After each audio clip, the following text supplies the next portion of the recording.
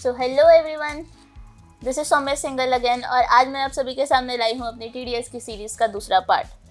अगर आप salaried employee हैं तो जी हाँ, ये वीडियो आप ही के लिए है, क्योंकि आज मैं अपनी वीडियो में डिस्कस करूँगी section 192 which is TDS on salaries. इससे पहले वाली वीडियो में यानी TDS के सीरीज़ के फर्स्ट पार्ट में मैंने डिस्कस किया था कि TDS के बेसिक्स क्या होते हैं, TDS की क्या नीड पड़ी कि गवर्नमेंट को TDS इंट्रोड्यूस करना पड़ा, उसके ऑब्जेक्टिव्स क्या होते हैं, डिडक्टर कौन होता है, डिडक्टी कौन होता है। और अगर आपको ये सारे TDS के बेसिक्स जानने हैं तो आप मेरे फर्स्ट पार्ट के TDS को रेफ़र कर सकते हैं। इस वीडियो में और आगे वाली सारी वीडियोस में मैं TDS के सारे सेक्शंस डिटेल वाइज डिस्कस करूंगी, जिससे आपको कंप्लीट एंड प्रॉपर नॉलेज हो सके। तो आइए सेक्शन 192 डिस्कस करने के लिए स्टार्ट करते हैं हम आज की वीडियो। So let's start.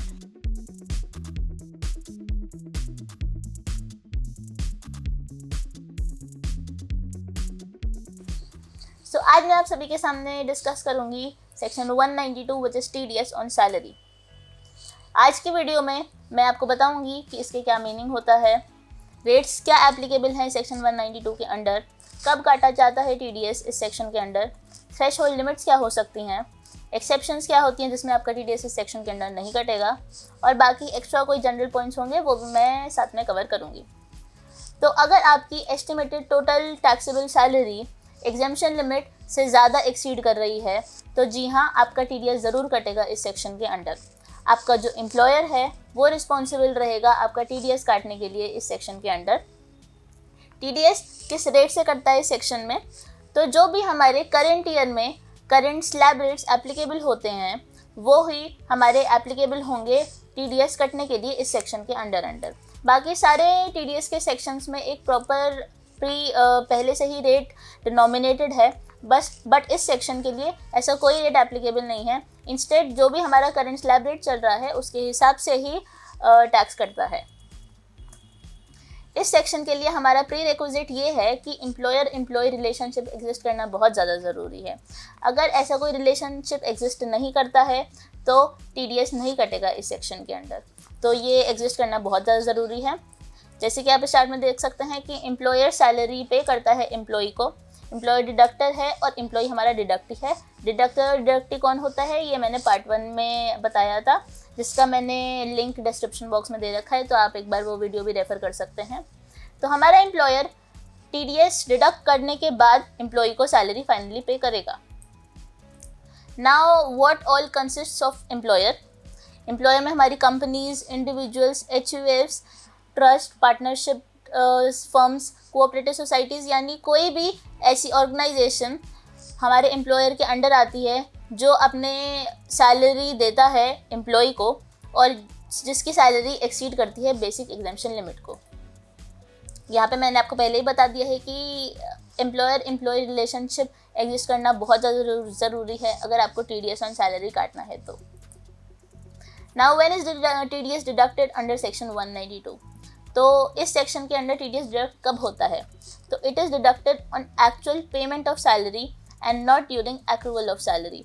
तो जब हमारा एम्प्लॉयर एक्चुअली सैलरी पे करता है अपने एम्प्लॉय को, उस टाइम पे TDS को डिडक्ट करने के बाद ही सैलरी क्रेडिट करेगा एम्प्लॉय के अकाउंट में। Tax will also be deducted even if your employer pay salary in advance. Advance salary payment के बावजूद भी टैक्स ज़रूर डिडक्ट होगा। तो यानी यहाँ पे कहने का मतलब ये है कि जब भी पेमेंट हमारा एक्चुअली किया जाएगा उस टाइम पे हमारा फाइनली TDS डिडक्ट होगा। इंस्टेड हमारा एक्रूवल ऑफ सैलरी के टाइम नहीं देखा जाएगा, रियलाइजेशन ऑफ सैलरी नहीं देखी जाएगी, सिर्फ एक्चुअल पेमेंट देखा जाएगा। यहाँ पे मैंने एक छोटी सी टेबल दी हुई है जिसमें हमारी एक्सेप्शंस हैं कि अगर आपकी टोटल फाइनल टैक्सेबल इनकम इस लिमिट से नीचे है तो आपका TDS नहीं कटेगा। तो सबसे पहले पॉइंट में आते हैं। अगर आप 60 ईयर्स के नीचे हैं तो यहाँ पे आपकी एग्जेम्पशन लिमिट है 2.5 लाख्स। तो यानी अगर आपकी estimated total taxable salary 2.5 lakhs है तो आपका TDS नहीं कटेगा। अगर आप सीनियर सिटीज़न हैं यानी आप 60 साल से 80 साल के बीच में हैं, यानी आप 60 साल के भी हैं अगर, तो यहाँ पे आपकी एग्जेम्पशन 3 लाख्स की हो जाती है। अगर आप सुपर सीनियर सिटीज़न हैं यानी आप 80 ईयर्स से ऊपर हैं तो यहाँ पे आपकी एक्सेप्शन 5 लाख्स की हो जाती है। तो अगर यानी आपकी लिमिट ये हैं तो आपका TDS नहीं डिडक्ट होगा। Now intimation by the employee. हमारे फाइनेंस बिल 2020 के अंडर एक न्यू टैक्स रिजाइम इंट्रोड्यूस हुआ था, जिसमें सारे के सारे टैक्स रेट के स्लैब्स न्यू इंट्रोड्यूस करे गए थे। तो हमारे एम्प्लॉय के पास ऑप्शन होता है कि वो न्यू टैक्स स्लैब के हिसाब से भी अपना TDS डिडक्ट करवा सकता है या ओल्ड टैक्स रिजाइम के अंडर भी अपना TDS कटवा सकता है। उसके पास ये कंप्लीट ऑप्शन होता है जो वो ऑप्ट कर सकता है। जो भी वो ऑप्शन ऑप्ट करेगा वो ऑप्शन उसको इंटीमेट करना पड़ेगा अपने एम्प्लॉयर को, जिससे एम्प्लॉयर सही रिजाइम के अंडर ही TDS सही से काट सके। अगर इंटीमेशन हमारे एम्प्लॉय ने नहीं दिया एम्प्लॉयर को, तो ओल्ड टैक्स रिजाइम के हिसाब से ही डिफ़ॉल्टली हमारा एम्प्लॉयर TDS काटता रहेगा। अलॉन्ग विद दिस, आपकी कौन सा रिजाइम ऑप्ट किया है, इन्वेस्टमेंट की डिटेल्स और डिडक्शन की डिटेल्स भी हमारे एम्प्लॉयर को ज़रूर इंटीमेट करनी होती है, जिससे टोटल टैक्सेबल सैलरी एस्टिमेट करने से पहले सारे इन्वेस्टमेंट्स और सारे डिडक्शन को एम्प्लॉयर कंसीडर कर ले और उसके बाद करेक्टली आपकी टैक्स कैलकुलेट करके TDS कैलकुलेट कर सके। ये सब कुछ मैं आपको एग्जाम्पल के साथ समझाती हूँ। Suppose there is this employer. यहाँ पे हमारा employee is very much confuse कि उसको जो सैलरी कट के मिली है वो किस हिसाब से और कितनी कट के मिली है। तो salary is paid after deducting TDS। अब मैंने जो एग्जाम्पल है अपना दोनों ही टैक्स रिजाइम के अंडर डिस्कस किया है कि अगर हमारा employee old tax regime opt करता है तो क्या उसको कॉन्सिक्वेंसेस पे करने पड़ेंगे, और अगर न्यू टैक्स रिजाइम ऑप्ट करना पड़ता है तो उसको क्या TDS उसका किस हिसाब से TDS कटेगा। सो लेट्स सपोज कि हमारे एम्प्लॉय की सैलरी है, मंथली सैलरी इज़ 80,000। अब उसकी टोटल इनकम 9,60,000 हो गई। हमने यहाँ पे अज्यूम किया है कि हमारा एम्प्लॉय पूरे 12 मंथ्स एम्प्लॉयमेंट सर्व कर रहा है।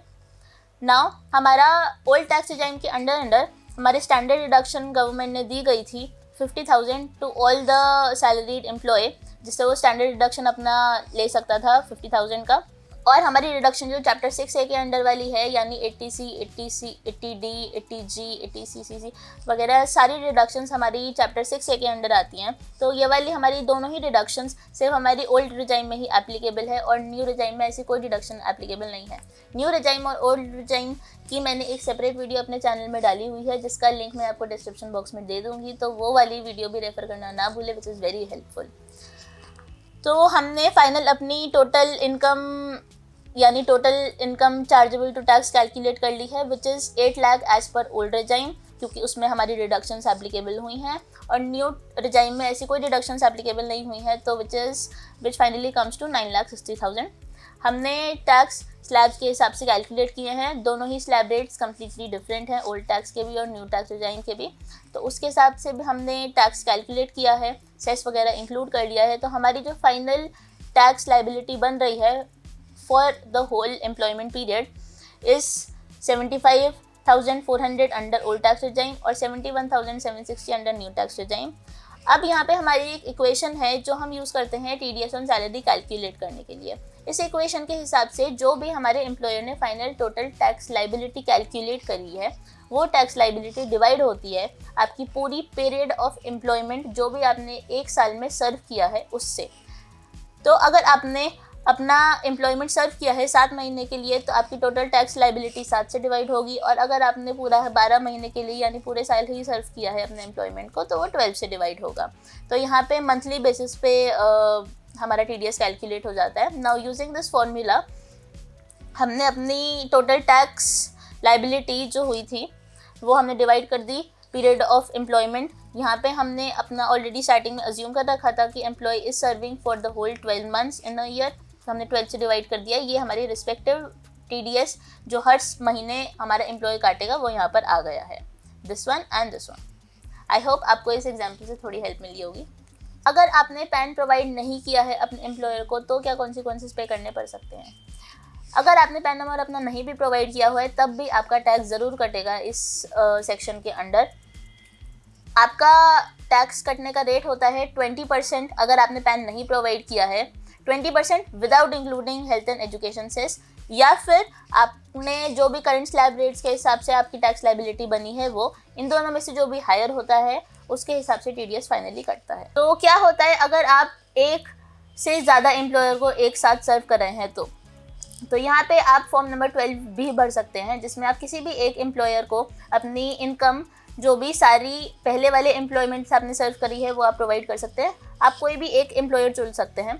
ये वाला एम्प्लॉयर आपकी सारी इनकम टोटल कैलकुलेट करेगा from the previous employment and from the other employment too and from your current employment also, और ये आपकी प्रॉपर TDS कैलकुलेट करके आपका प्रॉपर TDS काट पाएगा। अब सब्सिक्वेंटली अगर आपने रिज़ाइन कर लिया है और आपने दूसरे एम्प्लॉयर को ज्वाइन कर लिया है, तो जो आपका फाइनल सेकंड वाला एम्प्लॉयर है, आप उसको 12B में ही अपने प्रीवियस एम्प्लॉयमेंट की सारी डिटेल्स दे सकते हैं। सारी इनकम डिटेल्स आपकी फॉर्म 12B में ही आ जाएगी आपके न्यू एम्प्लॉयर को। वो न्यू एम्प्लॉयर आपकी फाइनली टोटल इनकम अच्छे से कैलकुलेट करके आपका टोटल फाइनल TDS काट लेगा। Now income from all the employees have to be shown during filing ITR। जितना भी आपने एक साल में एम्प्लॉयमेंट सर्व किया है, चाहे वो मल्टीपल जगह पे भी किया है, तो आपको सारी की सारी इनकम अपने ITR में ज़रूर दिखानी होगी। आप अपना जो पैन कार्ड प्रोवाइड कर रहे हैं और आप जो अपनी 12B में इंफॉर्मेशन प्रोवाइड कर रहे हैं अपने एम्प्लॉयर को, वो एकदम एक्यूरेट और परफेक्ट होनी चाहिए, जिससे आपका TDS बिल्कुल सही से कट सके, क्योंकि TDS का रिविजन सिर्फ एम्प्लॉयर के हाथ में होता है, तो इसलिए आप ये चीज़ बहुत ध्यान से करिएगा। Now let's coming on to some general points. TDS certificate, there is this TDS certificate which is form number 16, जो आपका एम्प्लॉयर आपको देगा, यानी एम्प्लॉयर एम्प्लॉई को देता है फॉर्म नंबर 16, जिसमें सारी डिटेल्स होती हैं आपकी सैलरी की, TDS की। एडिशनली फॉर्म नंबर 12BA भी दिया जा सकता है, जिसमें पर्टिकुलर्स ऑफ परक्यूजिट्स हो सकते हैं, और जितने भी आपने सैलरी के एडिशन में प्रॉफिट आया है वो सब इस हमारे फॉर्म नंबर 12BA में हो सकता है। सो आपका एम्प्लॉयर आपको फॉर्म 16 तो देगा ही देगा, इन एडिशन वो फॉर्म 12BA भी दे सकता है आपको। Now coming on to time limit to deposit TDS। कब तक आपके एम्प्लॉयर को TDS अपना डिडक्ट कर लेना चाहिए? अगर आपका गवर्नमेंट एम्प्लॉयर है तो हमारे क्या कॉन्सिक्वेंसेस हो सकते हैं? अगर उसने आपका TDS काटा है और उसने चालान जनरेट नहीं किया है, तो जिस दिन उसने TDS काटा है उसको उसी दिन में ही, सेम डे पर ही गवर्नमेंट को डिपॉजिट करना होगा TDS डिडक्टेड। अगर उसने चालान अपना जनरेट करा है TDS काटते टाइम, तो उसको 7 दिन के अंदर अंदर ही, जब उसने TDS काटा है उन 7 दिन के अंदर अंदर ही गवर्नमेंट को TDS डिपॉजिट करना होगा। अगर आपका एम्प्लॉयर गवर्नमेंट एम्प्लॉयर नहीं है, तब क्या कॉन्सिक्वेंसेस हो सकते हैं? अब यहाँ पे हमारे हर मंथ के प्रोविजंस अलग अलग होते हैं, ये मंथली बेसिस पे होता है। अप्रैल टू फरवरी सेम चलता है, यानी अप्रैल टू फरवरी में हमारा क्या है कि आपने जिस भी मंथ का TDS काटा है, उस मंथ से नेक्स्ट मंथ पे 7th डेट के अंडर अंडर आपको TDS डिपॉजिट कर देना होगा गवर्नमेंट को। While for the month of March यही डेट हमारी रखी गई है 30th ऑफ अप्रैल, यानी मार्च के महीने का TDS आप 30th ऑफ अप्रैल तक जमा कर सकते हैं या उससे पहले तक जमा कर सकते हैं। Now coming on to return and interest. हमारा TDS की रिटर्न जाती है फॉर्म नंबर 24Q के अंडर। ये वाली रिटर्न हमारी क्वार्टरली बेसिस पे जाती है और एम्प्लॉयर ही सबमिट करता है।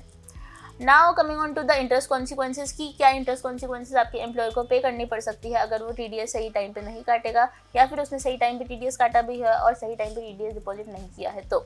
Now coming on to the first case कि उसने TDS ना ही काटा है और ना ही पे किया है, तो उसको पे करना पड़ सकता है 1% पर मंथ तक का कॉन्सिक्वेंसेज फ्रॉम द डेट उसको जब TDS काटना चाहिए था टिल द डेट उसने TDS एक्चुअली काटा। Now coming on to the second case, उसने TDS आपका डिडक्ट तो सही कर लिया है, लेकिन उसने डिडक्ट करने के बाद भी डिपॉजिट सही टाइम पे नहीं किया है। यहाँ पे उसके इंटरेस्ट कॉन्सिक्वेंसेस हो सकते हैं 1.5% per month from the date उसने TDS एक्चुअली काटा जब है टिल द डेट TDS उसने एक्चुअली डिपॉजिट किया है गवर्नमेंट के अकाउंट पे। So these are the final interest consequences जो आपके एम्प्लॉय को पे करने पड़ सकते हैं। Now these are some miscellaneous FAQ questions जो मैं आपके साथ डिस्कस करूँगी। तो यहाँ पे एक सवाल आ सकता है कि नॉन रेजिडेंट एम्प्लॉयज़ के ऊपर भी ये वाला सेक्शन एप्लीकेबल होता है? तो the answer is yes, this section also applies to non resident employees also. Now coming on to this second question, the provisions of section 192 shall also apply to any remuneration in addition to salary। Salary के addition में कोई और remuneration अगर आपको provide हो रहा है तो उस पर भी TDS कटेगा? तो द आंसर इज़ येस, उस पर भी TDS हमारा ज़रूर कटेगा अगर आपका सैलरी के एडिशन में भी कोई और रेमुनरेशन मिल रहा है तो। अब यहाँ पे एक सवाल और आता है कि कंसल्टेंट डॉक्टर्स जो होते हैं या फिर जो कमीशन हमने पे किया होता है डायरेक्टर को, वो चीज़ भी हमारा सेक्शन 192 के अंडर कवर होता है, यानी उनका भी TDS कटेगा सेक्शन 192 के अंडर। सो यहाँ पे द आंसर इज़ नो।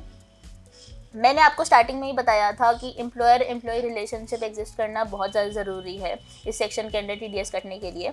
हमारा कंसल्टेंट डॉक्टर्स जो होते हैं और हमारा जो कमीशन मिलता है डायरेक्टर्स को, ये दोनों ही अपने प्रोफेशनल स्टैंडिंग के अंडर सर्व कर रहे हैं अपने एम्प्लॉयमेंट को, यानी ये अपनी एक एक्स्ट्रा सर्विस प्रोवाइड कर रहे हैं अपने प्रोफेशनल स्टैंडर्ड के अंडर, जिनका TDS कटता है सेक्शन 194J के अंडर। सेक्शन 194J की वीडियो मैं आने वाले टाइम में बनाकर जरूर अपलोड करूँगी, तो you can refer that in future time.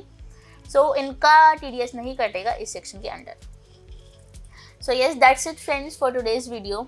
I hope आपको ये वीडियो से ये वाला सेक्शन 192 अच्छे से क्लियर हो गया होगा। Still, in any case you have any doubts regarding this section or regarding any other section, you people can reach out to me. CA assistance के लिए, any kind of CA assistance के लिए आप लोग मुझे contact कर सकते हैं। अगर आपको ये वीडियो पसंद आई हो तो प्लीज़ कमेंट करके बताना ना भूलें कि ये वीडियो कैसी है, शेयर करना ना भूलें, और अगर आपने मेरा चैनल अभी तक भी सब्सक्राइब नहीं किया है तो please click on the subscribe button. आने वाली TDS की सीरीज़ की नेक्स्ट वीडियोज़ में मिलते हैं soon. See you, tata, bye bye, take care, bye.